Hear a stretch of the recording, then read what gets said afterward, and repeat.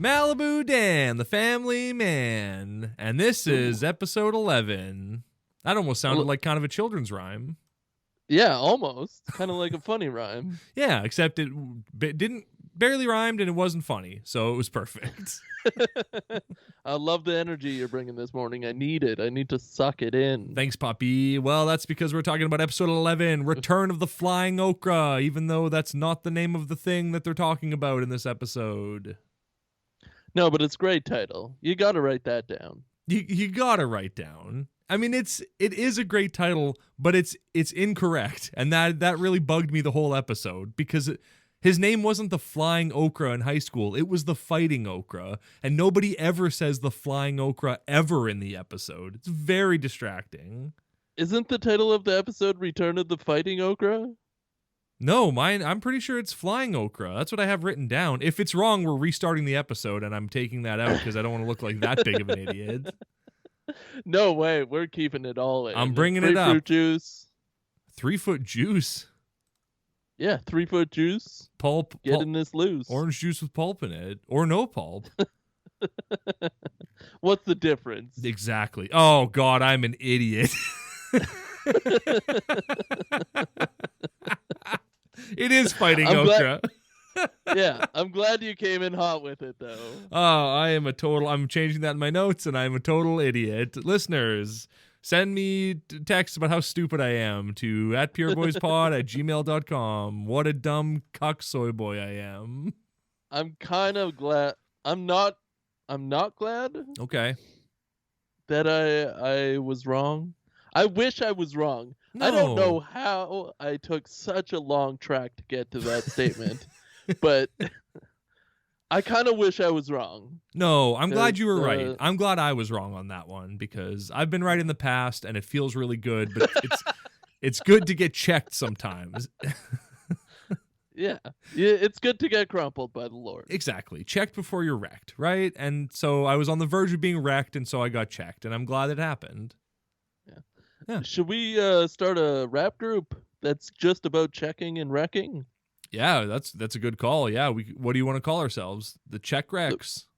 The Wrecking Crew. Yeah, sure, the Wrecking Crew. That sounds good. No one's ever been called that before. We could claim it. I don't think so. We're white. Mm-hmm. Oh, no, let's call ourselves MOP. That's a cool name. No one's ever had that name before. Yeah, what does M stand for? Mex.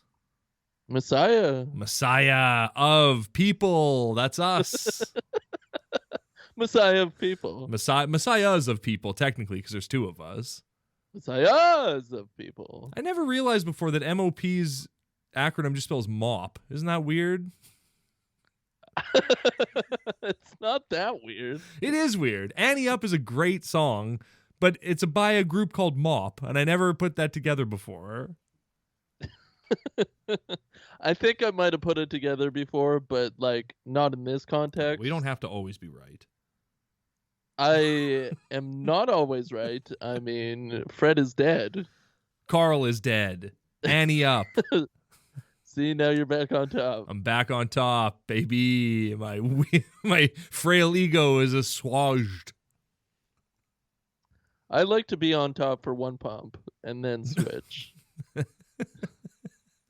All right. Well, there was your pump. Yeah, it's a pump and switch. Mm-hmm. You know who else runs a pump and switch? Chef Summer Cypress. She does. Eating free and clean. Ugh. Since 1993. Mm-hmm. They say, hey, welcome to the show, Chef Summer Cypress. And the crowd laughs. And I go, I don't understand what's funny about that. Why is that funny? It's such a weird name. It's Summer like Cypress? It's like someone who would eat okra. It's just, who is... Somebody who'd have a clutch and not have it leather bound. She loves eating clean and free, and she makes vegan, gluten, and soy-free meals. The biggest laugh, though, is when she starts talking. Yeah, which is weird. Like, she just has a voice. It's very quiet, but I don't know. Try to do an impression That's of it. Do an impression of it. How does Chef Summer Cypress sound? This chicken-free chicken tender is gluten-free. Ooh, that's really good. Ooh, that's getting me turned on. Don't stop talking like that. I don't like it. It's doing things to me. I'm not masculine enough to question that yet. You gotta open your butthole. Oh, well, hey, asked and answered. Yeah, I'm just telling people how to do a voice. Mm-hmm. Oh, that makes sense. Okay, so by opening your butthole, you're able to air. talk. Wow, that really works. That's amazing. This is how I talk now. My butthole is wide open, and now I can eat this delicious flying okra. Fighting okra. Oh, I tightened it all back up. Now do we have to restart the episode? Now we have to restart the episode. Yeah. Yep, I totally blew it. Sorry, everyone. Got to restart the episode. Malibu Dan! Malibu Dan!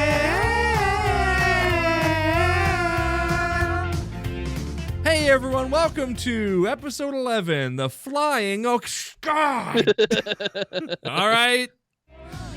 Malibu Dan! Malibu Dan! I love it! That's the end. And that is the end. That's the of this end segment. of Summer Cypress's segment. Chickenless chicken tenders looks like grapefruit juice. Oh, So does every drink they have on the show. Yeah, that's true. Including a bucket full of melted ice. The only thing I would have changed about this opening, because she gives them these drinks and she's like, try this delicious drink. It's liquid chicken tenders. And they're like, what? And like, fair enough. Like, looking at the drink, you go, okay, that looks like grapefruit juice. But then when you hear that it's chicken tenders, you go, well, that looks like the most disgusting thing I've ever seen in my entire life then. I don't want to drink that ever. Aren't our brains weird? Because the same thing happened to me. It looked delicious until you say it's chicken tenders.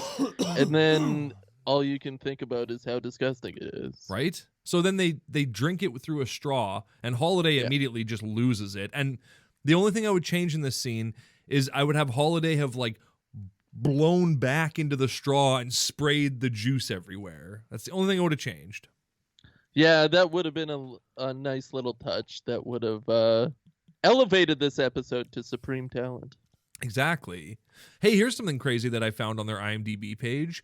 IMDb? Yeah, there's just pictures of them on the green screen. Like, there's just set photos of them working on the green screen. So we're 100% correct. Our eyes have not deceived us. Every set that we thought was green screen is green screen. We're amazing. Yeah. We have such good eyes. It's a green room, and we have good eyes, and you better remember that, listener. Mm-hmm. It's a green room, and we're just living in it. But then, in the next scene at Dan's home, we get to see Dan in some real casual wear. Oh, my God. Shorts. I was so excited to see those calves. Yeah, a long-sleeve tee. Mm-hmm. Can you call it a long-sleeve tee? I think that is what they're called, which is a weird decision. But, yeah, I think you can call those a long-sleeve tee. Who was the decider? Oh, Johnny T. Mr. T, the guy who invented T-shirts. God's tea. Exactly. I don't know about you, but like every time that theme song plays, I can't help but clap and dance. Like every time I dance, and it makes me so happy to hear the Wake Up Malibu theme song. It's such a delight. It's a delight, and it's so nice having that be one of the first things I experience in a day. Yeah. I almost clap. I've gotten farther and farther away from clapping. Like my hands almost touch, but then I calm down a little bit. That's fair. You should calm up. You should calm up and you should clap. It feels really good. Yeah. Calm up before you climb up. Exactly. Wake up. It's a new day, darling. This episode has a ton of guest stars in it. All of them we've seen before, except for one very special guest star that I was losing my gourd over when I saw him. Should we reveal it now, or should we wait till he shows up? Do you want to talk about it throughout? Because if so, we should just reveal it now. It's not... I mean, it doesn't really matter. He doesn't really do much in the episode anyway. No, how much do you think he got paid? A man like this gay. A man like this gay probably got paid Well, we know he's gay for pay, so he probably got like, I don't know, $10? Yeah, like probably like $3,000, maybe $2,000. Like I can't imagine it for what he gave to the episode. Probably not much. Yeah, you're probably right. But I mean, for like a couple hours work, pop in, pop out, get yourself a chicken Caesar sandwich. Yeah, exactly. Hang out with Erica Estrada and Victoria Jackson. That's why he signed up. Exactly. For notorious Chips is It, Erica Estrada. Exactly. Notorious non-drugging women dude Eric Estrada. Chips is It. He's notorious for not drugging women. That's what he's known for in Hollywood. He's the guy, when everyone else was drugging women, he said, I would never drug a woman. That's what he said to all the people trying to drug women around him. He said, I would never do that. I'm Eric Estrada, and I'm a good man. I would never drug women. I think I finally fully get why you're uncomfortable with me being uncomfortable with you saying that. Oh, yeah? Why is that? Because, I mean, in a society, we should be very, strong in the opinion that somebody shouldn't drug somebody. Yeah. And that should be, like, the default. Yeah. This is not a political podcast, but I feel like you're about to get political on me here. No, I just got political. I'm not about to do anything. Continue being political, then, Mr. Politics. Well, you see. With the quarterback. It's too early in this episode. Yeah, I know. We barely got past the opening credit. But, like, who cares? When have we ever talked about an episode actually? I mean, not every episode. Lately, that's for sure. Well, but the episodes keep getting better and better. Exactly. We're better. dialing it in. This episode really tickled something in me, though, because Kate is like, Dan, I'm preparing for my parents' 40th wedding anniversary. It's coming up this weekend or whatever. And in my head, I was like, I remember when Dan was trying to help people, Emily asked him to Google presents for her parents' 40th wedding anniversary. There is some real deep continuity in this episode. Continuity. I loved it. It was everything to me. It was great. Yeah, less jokes, more continuity, Family Dan. Exactly. That's why I love Lost. No jokes, just continuity. And that was the promise up front, and Exactly. That's what they gave. Mm-hmm. And a satisfying conclusion. Do you think Dan is more like a Lamborghini? You mean in terms of, like, does he have a love life? I would say yes. Style, fragrance, yeah. Cinematography and fragrance. I would say that Dan is like a Lamborghini for sure. Thank you. Speaking of cinematography, though, there is some wild camera tricks in this episode. There is, like, they do stuff. Art. Yeah, they're, like, really pushing the envelope for what is considered filmmaking in this episode.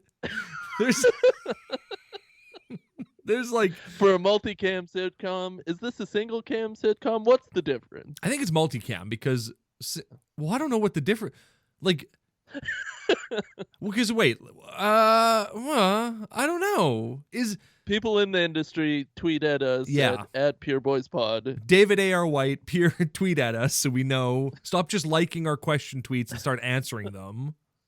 We should start really giving him some hard hitters and see if he likes them, and then send that to NBC.com. Exactly. At NBC, at David A.R. White. David A.R. White, are you pro-life? And be like, what? I don't want to talk about this. I think he does want to talk about that specifically. That's a softball question. That's for true. him. Well, he might answer it then. And he'll say, in all caps, yes. And we'll go, ooh, bad stance. It's 2021. Pro-choice till we die, baby. Yes, queen. Yes. Flush them out. Yes. It's your body, your choice. It is. Is that progressive? Not political. That's progressive. It's not a political show, but what we're saying is very progressive. Yas, queen, get an abortion. That's a t-shirt. I'm glad we skipped the... Sorry. I just pictured someone walking around with a t-shirt. Your laughing triggered my thought process, and I was like, if that was a t-shirt... Yeah, it sells. Yeah, Yas Queen get an abortion. That seems like a no-brainer. We got to start a Teespring store so we can start selling these things. Or at least writing them down. Oh, well, that's true. Yeah, hey, listeners, go back, write down all the good ideas and send them to us at PureBoysPod on Twitter. Yeah, first step, long step. If you want t-shirts, which we know you're aching to get a t-shirt. Yeah, you're clay aching to get those t-shirts. We'll get them to you. Talk about a man. Oof, what a mighty good man. Exactly. He is the epitome of all good things. Is he? He loves the Lord. I was more of a Reuben Studdard guy myself. Me too. Right? I mean, you gotta go with Reuben. Exactly. The Velvet Teddy Bear? Are you kidding me? Of course you got to go with Reuben Studdard. Dead? Maybe. Like, what? Is Reuben Studdard dead? I feel like Did he you is. just threaten him? Yeah, I did. Dead? Yeah, this is a real threat from Zachariah Ty Bryan. Reuben Studdard. No, I'm just kidding. Jail. I can't keep saying I can't say stuff like that or else people will think it's a real threat. It's not a real threat. It's a joke threat. Ladies and gentlemen, Zachariah is in jail. You don't have to worry about his threats. Yeah, Reuben Studdard. Reuben Studdard. Hang on. Reuben Studdard was an American singer and actor. Was. That's not a good sign. No.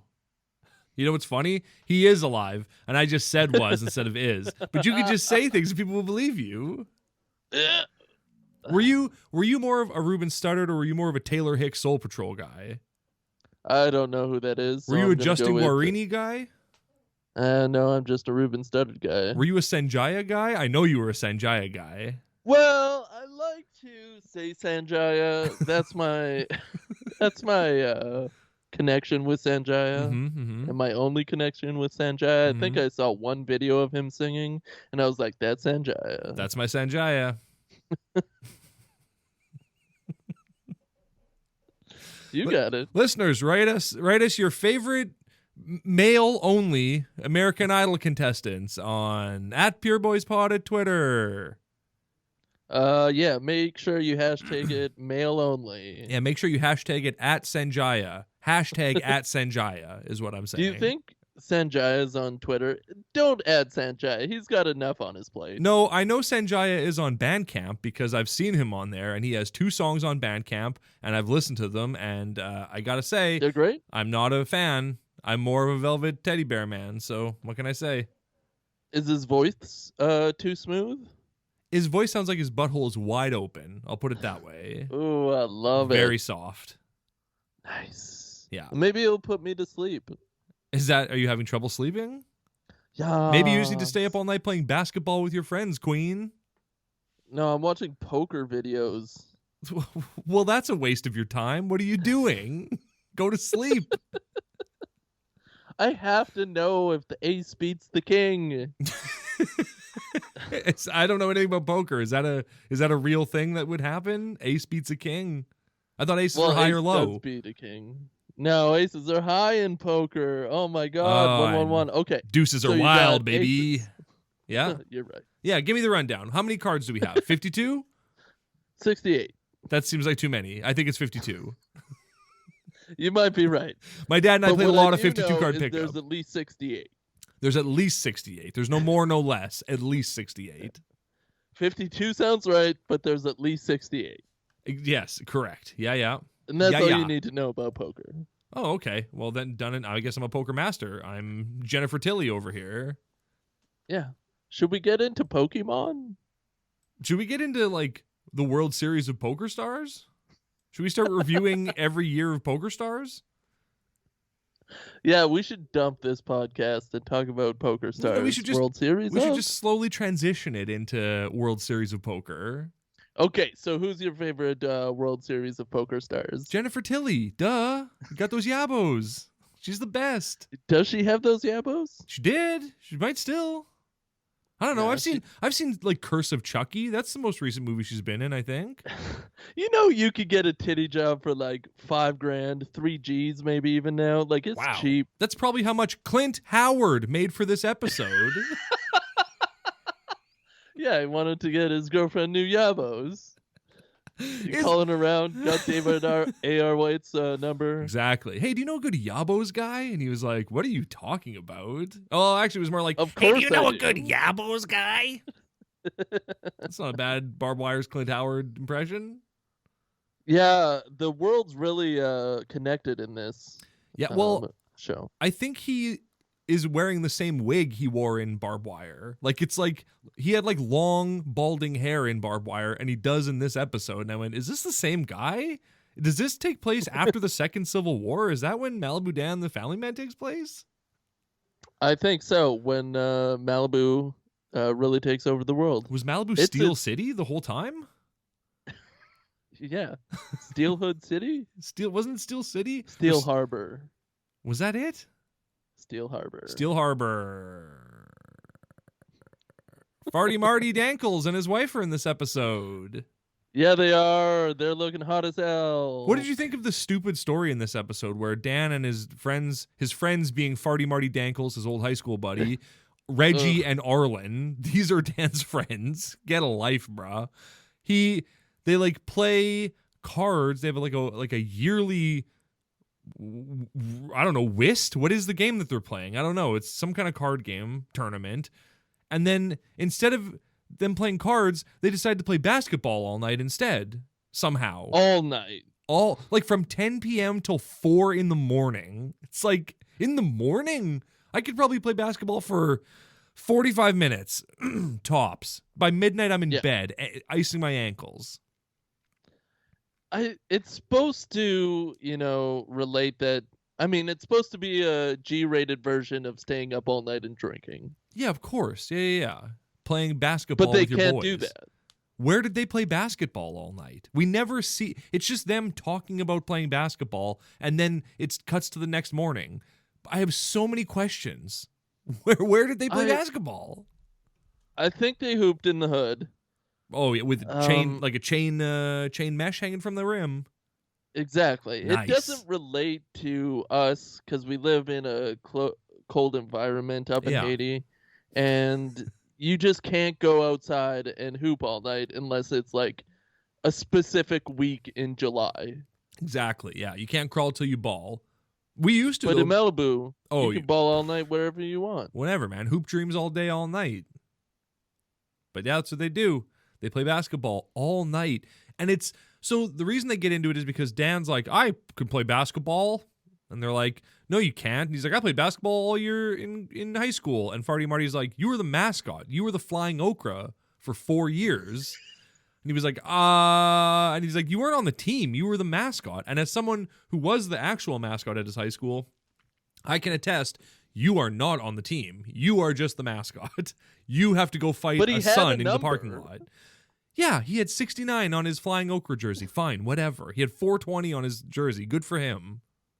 Fighting Okra. Do we have to do the theme song again? No. Malibu Dan. Malibu Dan. Clear. 6 weeks ago. Clear. Remember that joke? Yeah, 10 weeks ago now. For real. So he's like, well, I can still ball. And they're like, no, you can't. You're old as heck. And he's like, I can still ball. And they're like, okay, fine. Well, we'll ball then. And whoever wins gets a prize. And he's like, okay, who's on my team? And everyone points at Marty and goes, we're on his team. And Marty goes, all right. And then so Dan goes, all right, fine. Then it'll be me versus all three of you. And they go, okay. In a game called Shoot the Moon. Shoot the Moon. Which I don't think is a game whatsoever. I've heard that expression before, but I don't know how it pertains to basketball. I know horse. I know around the world. I know double dribble. I know Latrell Sprewell. I know lots of basketball words. Yeah, but that's not exclusive to basketball. There's lots of referees in lots of sports. Mind blown. Isn't it weird how referee is just the one thing that unites all sports? Yeah, kind of like math and the universe. Yeah, exactly. Yeah, everything can be broken down into math. Every sport can be broken down by referees. Oh my God, it's beautiful. It is beautiful. No one's ever thought about that before. Yeah, so Marty, Reggie, and Arlen are going to make gumbo out of him, even though he's clearly the best athlete there. I mean, his broad shoulders, he could swim. Oh, yeah. He's got shorts on. And here's the thing. He wipes the floor with them. He beats 3 grown men in a game of shoot the moon, whatever that is. But he wins. They play for 6 hours. And after that grueling competition, he wins. Good for him. Yeah. And it is grueling. And you see the after effects the next day when he's splayed out on his desk. And Nicole and Holiday are poking at him, and Holiday has rubber gloves on. Yeah, well, you know why. There's, the big world crisis that we're in right now. That's why everyone's got rubber gloves. This was shot 10 years ago. Oh, wow. So this is like, okay, fine, all right, fine. So this is everyone preparing for 2012 then. Everyone preparing for the Mayan apocalypse, I guess. No, I think this is 2017, but I think she was just, being cautious. That's fair. We got like 5 minutes left, so we got to rip through the rest of this episode. Lots of time. Remember when we had 6 minutes left and we just bullcrapped about, I don't know. I think we talked about Erica Estrada for like 5 minutes and then. But remember when we had 5 minutes left and we spent that time talking about other times when we bullcrapped around for 5 minutes? But you remember that other time? Yeah. When we bullcrapped about bullcrapping about time? Oh, boy, do I remember that time. That's maybe the finest. I had the time of my life that time. I mean, all I need to say is an old lady says ass cream and then credits. Exactly. Clint Howard is at a party. They show the party, and it's the lamest friggin' party I've ever seen. This is their 40th wedding anniversary. Rent a hall. Like, do something. For billionaires. For billionaires. And they're sitting around a living room eating finger sandwiches and, like, playing charades or whatever. Bad-looking finger sandwiches. Really I mean, bad. I don't want to gup up Kate, but... They're bad-looking finger sandwiches. Sure, you cut the crust off of them, but that doesn't mean that, like, it's literally just, like, arugula.